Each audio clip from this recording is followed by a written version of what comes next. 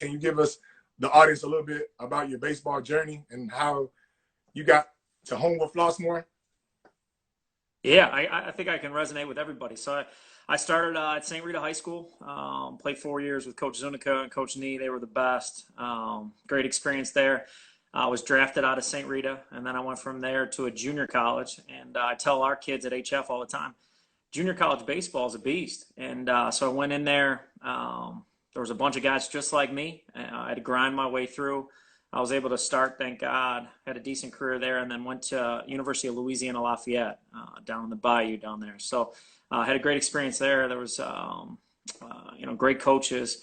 Coach Chef, who's now at Virginia Tech, Coach Robichaud, who coached me, who passed away this past summer. And I was really, tough on all of us that were alums of UL Lafayette. But went from there. Wasn't drafted out of college, so that was tough, especially for all the people listening and all the people on YouTube. I know what baseball means to you. And so it was heartbreaking. And my dad was like, man, you got to get a job. And I was like, oh, boy, okay.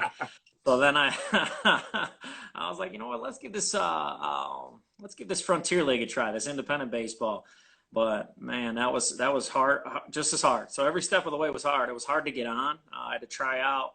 I had to bust my butt. And then finally I got an opportunity, got signed to a contract with the Windy City Thunderbolts.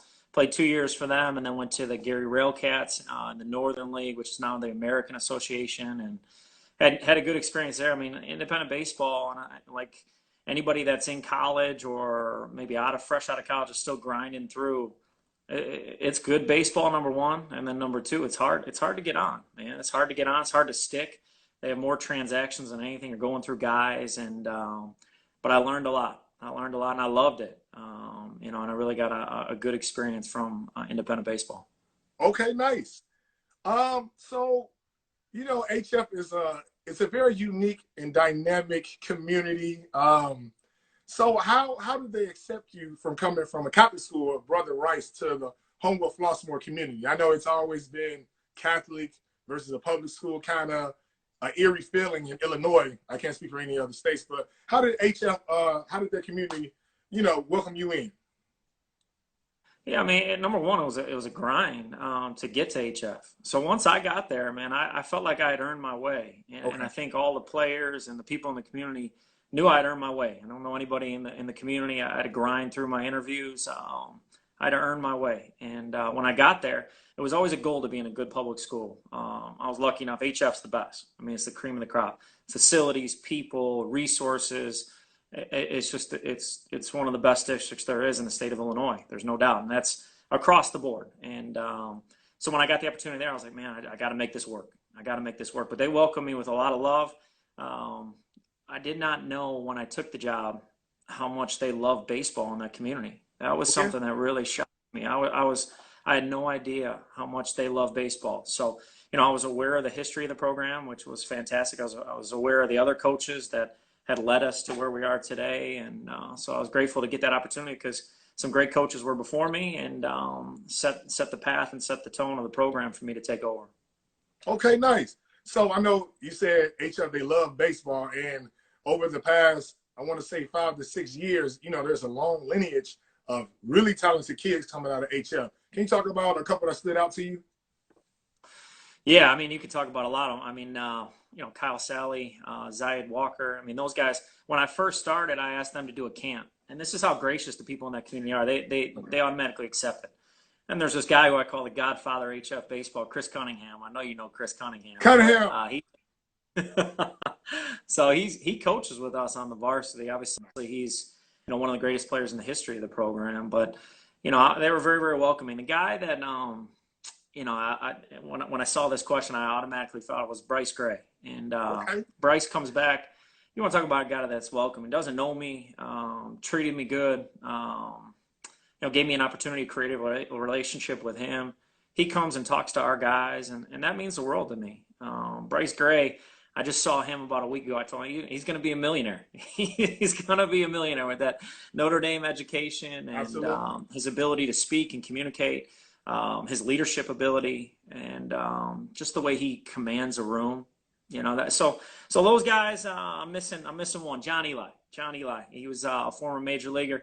We just started a Vikings booster club, which is kind of Okay. cool. It supports all of our kids, try to get us more resources, better spring trips, just everything, man. Just, like HF gives us what we want, but if you really want to get that extra experience, you got to create a way. And the booster club did. So John Eli came, we had an event. It was at Ravislow. It was really great. Our parents really put it together. John Eli, didn't know me a thing in the world, came back and spoke. And he was great. Came back and spoke, and it was a great experience for me that, these guys who I hadn't coached would come back and, support the program. Man, that's awesome. That's awesome. So I'm glad it's welcoming for you. I followed you when you were at Brother Rice and everything, and Kendall Pettis, Mike Bolton, that whole celebrity of the youth all-star team. And this is kind of going to gauge my audience of the parents, because I know they're going to see this later on if they're not on live now. So, you guys have well over 100 kids at tryouts, or 100 kids interested in joining the Homewood Floosmoor baseball team, right? So how is the selection process? How do you tell a kid if he's ready for varsity right away, or if he has to kind of make his way up to the varsity level? Yeah, it's tricky. Number one, it's a little bit of a myth. I think some parents think there's more than there is. I mean, we had our biggest number last year for our freshman tryout, which was about 45. Kids usually start figuring out what they're going to do as the program goes along, whether kids get into other sports or you're just not serious about the game, whatever it may be. But, in terms of freshmen, so we have a freshman, we had a couple freshmen moved up to the JV. Some are out of need if we have a position of need, and then others are just, we don't want to hold anybody back. But at the end of the day, you got to earn it. So absolutely, we're not going to hold you back. We had a kid in our program who I'll talk about later, who committed to Michigan as a freshman. I mean, he was a great player. His name's Dylan Head. Great kid, great family, great player. And I had the same message for him that I'll tell to you and the rest of the families is, man, we're not going to hold you back. I do believe in guys that have been with the program deserve an opportunity to play. So that was my seniors, and we had some seniors ahead of them. Unfortunately, we didn't go through with the season, but those guys were going to get an opportunity. But if Dylan was going through, if he's tearing it up and he deserves an opportunity, then we're going to give him the opportunity. We're not going to hold anybody back, but at the same time, you got to earn your way. But freshman-wise, I think that's a popular question with us. We try to keep as many freshmen as we can. This year, we actually had we had close to 28 guys on the team, which is a lot for us. We had an A and a B schedule set. So we were trying to figure out no A and B type team. We wanted the team to be transparent and fluid, because a 3-day tryout doesn't decide what kind of player you are. Absolutely. I mean, it's how you play in games. And I think, we make mistakes. I'll be the first to tell you we make mistakes. We've gotten it wrong. Those kids always come back and try out again, and usually they do make it or don't make it. But we had a bunch of guys, this freshman group, we had about 28. We're going to have an A and a B schedule. We keep as many guys as we possibly can. When we get to the varsity, obviously it gets a little competitive. I think all the families on here would understand that. That's the toughest, team to make. But now we've created in our conference a JV, and this is going to be new for our families. It's kind of cool. So, you leave sophomore. It used to be between sophomore and junior year was the toughest year to make the squad. Exactly. Right? So now what they've done with the JV, which I like, because you have a lot of people that just fall off from the game. Between sophomore and junior year, now you can make the varsity, or you can stay and do an extra year and make the JV, and then try to make the varsity again as a junior going into your senior year. So it does. Nice. So it allows us a little more flexibility. This year was the first year of it. We were able to keep 5, 6 extra juniors that we usually, would have been tougher to keep. Falls by the wayside. So the IHSA puts us in a tough spot, because you can only have 25 kids in the dugout for the playoffs. And with that, it puts all of the coaches throughout Illinois in a tough spot, because it's hard to take kids' jerseys away when it comes to the playoffs, So, you kind of are limited with that 25-man roster for the varsity. But, we try to give as many opportunities as we can. I wouldn't say we have a set number. We don't have a set. We just try to really, if there's a lot of kids interested in baseball, we make sure we accommodate them and get more coaches. And then from there, provide more opportunities and get more A and B type schedule games. Awesome. That's great to hear, especially with the sophomore to junior jump, and you are creating opportunities for the development, right? I've talked to so many kids and seen so many kids from one age to the next, or a year to a year and a half. They're throwing 80. Now all of a sudden you look up there at 88. Now you're like, oh, we need you, So that's awesome, man. I'm glad that you guys are doing that. So what type of style, what style of baseball does Homewood Floosmoor play? Are you guys small ball? You guys going station to station. You're relying on pitching. Talk to me about the style of play you guys play at HF. Yeah, that's a great question. I mean, you talked about Kendall Pettis and Mike Bolton. I mean, with them, we want to play fast. I mean, Right. I think we're gonna accommodate to our strengths. I think pitching is always a concern for every organization. We had, when I first got there, we had Trey Hondras, Jacob Schroeder, Tyler Schlafer. So when Tyler's on the mound, we only need to score 3 or 4 runs. Okay, so he's gonna hold them down.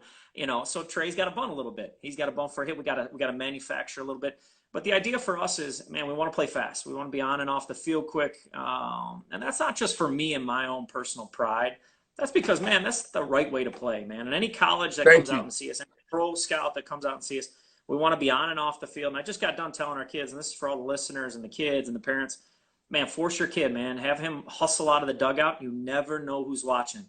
You go to a game, Coachy, and I know Pine Bluff, you got contacts, Yes. and I mean, 95% of these kids will walk from the dugout to the stretch line, not hustle down the line. So, that gets back to what we're looking for, man. We're looking, and that's, like I said, not for me or you, it's for them, because it allows them to open up more. I was an average player. I had to draw eyes off other people to me. And sometimes the only way to do that is hustling down the line, getting out of the dugout, being crisp, being able to lay down bunts, hit and run, all the things that, man, are like this intricacies of the game that literally there's 2% of us, man, that get away with stuff like that, and everybody else, man, you got to grind through. You got to make the plays. So for us, our style, it's play fast. This past year, we're really fast. So we want to get on base, and we want to steal. And Coach Kevin Coe, who's probably one of the best baseball minds in the state of Illinois, he's going to end up, I don't know how long he'll be with us. He's a great coach. We're lucky to have him. He's going to be somewhere big. But, he was going to be coaching third this year. He loves to play fast. So, we were going to get on, steal. Pitching and defense, you got to defend. And that's what I'll tell every kid and parent out here, man. Like, coaches need defense. You have got to defend your position. You have got to play good defense. You have got to buy into good defense. We ain't going to win anything at HF without picking up the ball and throwing it to first base. That is a mandatory thing. So, we got to have that. But in terms of our team, yeah, I mean, like, and I tell Trey this all the time. We had Trey Hondras, great player, one of the greatest in the history of HF. Probably would have set every career mark there is this past year. Started as a freshman. But like Trey, I was like, hey, man, I want you to bunt for a hit at times when you're not feeling good. But at the same time, man, you're feeling good. I'm not going to have you sack because you can hit the ball at the ballpark. So, we want our guys to hit. We believe in hitting. We like to mash. But at the same time, we want to mix in a little bit of small ball. We want to get on and run. But it depends on the team. If we don't have speedsters, then we're not going to run. If we do have speed, we're going to play to our strengths. Absolutely, man. Thank you so much. We harp that a lot, especially with the little kids. I'm so glad you said that. But I'm going to take Coach Troy is from the White Sox Ace program. Coach Troy. He's asked, how important is playing with your high school team in the summer, especially for the players that are not the guys, the superstars? So I came from summer baseball. So summer baseball is important. But I also believe high school baseball is important because there's this thing called the bench. And you learn a lot from the bench.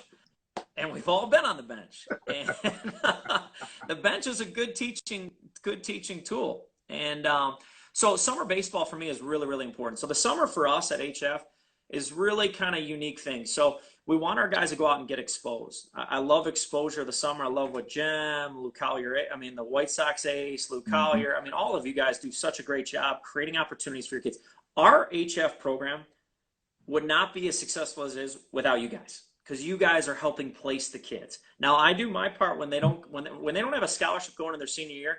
I get on the phone, I start hammering the phones, try to help those summer programs out to the best of my ability to create opportunities for my kids. And that's important for me. You got to set your program up at the next level. And all the great coaches that is in your network do that. Yep. So the next part is summer baseball for me. It's, man, if you can be in town, be at the game. Be at the game, man. And I think your star players, they owe it. And if the question is, should star players be at the summer program? Yes, they owe it. For us, like, they're not going to play the full 7 innings, probably 4 and 3, unless if it's a playoff. But they owe it to the younger guys to be there to show them how to do it. And but summer, it's a fine line. When they're in town, we want them at HF. When they're out of town, go ahead, Go with your program. That's more important. If we have a game at HF, skip it, get out there, get exposed, because that's what's important for you. So it's that tough fine line that we're balancing. But man, if we tell our stars we need you there. And that's one thing our star players have done a better job of, leading off season workouts with Coach Griff. And I know you know Coach Griff Oh is. yeah, absolutely. He's the Best number in the one strength business. training. I mean, he's the best in the business. I'm happy you said that. We have him at HF. So when you talk about, who we're bringing in, we're trying to bring our kids, get our kids around the best. So, we need you there. So I'm glad that you said that, because I know when we're talking with the kids, travel baseball is great. But in my opinion, I'll say this to anybody, I believe travel baseball does a great job for exposing the kids. But I also think travel baseball does a bad job in having a competitive nature. Meaning, travel baseball, you're playing 60 games, you're going out there, hey, it is what it is. And then when you get to high school season, that mentality might transfer over to your at-bat, opposed to you're playing high school. It's bragging rights. It's literally war against the next man out there on the field. So I'm so glad that you said that, because a lot of times, and sometimes the parents that's why we're having this dialogue. Sometimes the parents have a misconception of, well, I'm going to get scouted through White Sox ace, I'm going to get scouted through Luke Hart, I'm going to get scouted through this, but college is still going to call the high school coach now and see how this doesn't stop. They don't see you at a showcase and they say, okay, they're going to invest their money, but I could go on and on about that. So I want to talk to you. Yeah, can I add one thing to that? Can I add one go thing ahead. to that? Yes, this is the recess. Hey, and I tell all of our kids at HF, and I told Trey Hondras this as he was going through the draft process, and unfortunately for him, our season got cut short, or else he would have been drafted, and the draft got cut short. Yes. Isaiah Coupe, too. He's a Luke Collier guy. Isaiah Coupe really deserved to be drafted. He's a great player. But as they were going through it, I told them, I said, straight up, Trey, this is what needs to happen. Tyler Schlafer, John Pedrati, who was with the Cubs, called the high school counselor, called myself, and called another person at the school. Like, this is what happened. They're going to do some cross-checking with that to see, hey, what type of kid is he? What type of student is he? Now, travel baseball, see, that's the thing. I'm in high school baseball, but I came from travel baseball. I love it. I love the competition. I do agree with the parents on the exposure, but you have to understand what's the difference is, man, what kind of teammate is he? How hard does he practice every day? That's what a college program is. You got to practice every day, and then you got to go to school. It's a grind. So that high school coach knows more about your son than maybe your travel program does. But yes, it's a fine line, because the travel coaches are awesome. The ones, Luke Collier, Jim, yep. White Sox ace when I was there. I was with the Sparks. I mean, they were awesome, man. I mean, and they're all really good. And here's what the best part is. They do a great job trying to place the kid. But I don't think it's a matter of battling the two. I think it's like, hey, man, each one has value. That's what I want parents to understand. Each one has value. And I think it's the toughest part for a parent is when the kid's sitting out. But you can use that as an opportunity. Yes. And that's the toughest thing. Like, in high school baseball, you brought up a good point. What's one thing? I had a bunt. I had a bunt all the time, man. I was a bunting machine, man. I was like, I thought that was the only thing I could do at one point. And, yes. In travel baseball, they don't ask because they want to show off their tools, and I get that. But in high school baseball, you're going to be asked to bunt. In college baseball, you're going to be asked to bunt. And now you're seeing in pro baseball later in the year, yes, when it comes to playoff time, what do? They bunt. Yes. You see Bryce Harper, they'd run a shift. He bunts, because bunting creates money for you. It keeps your average good. Allows you to stay on the baseball field. So, absolutely. It's a unique, it's a great conversation. But for us at HF, man, we're so grateful for these travel programs that place these kids. Man, they do a great job. But at the same time, we know, high school baseball is important too, man, because you're out there practicing every day.